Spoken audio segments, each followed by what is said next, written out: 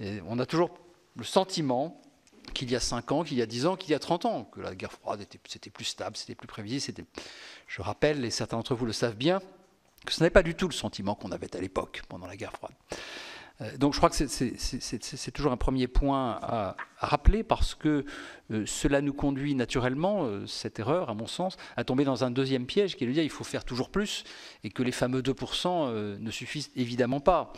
Et là, je suis méfiant vis-à-vis de cette notion, à un double égard. D'abord parce que je déteste le critère de 2%, je pense qu'il n'a aucun sens. Pour de multiples raisons sur lesquelles on pourrait revenir, mais je suis sûr, je sais d'ailleurs que certains d'entre vous y ont déjà travaillé. Et ensuite parce que aujourd'hui, il me semble difficile à nos concitoyens d'accepter beaucoup plus que ce qui est aujourd'hui envisagé par nos autorités politiques.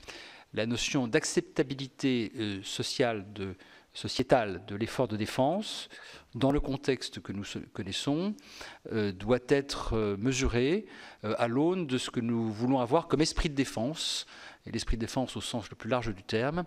Et donc je me méfie énormément, je ne suis pas connu comme étant un ennemi des armées, mais je me méfie énormément du toujours plus dans ce domaine.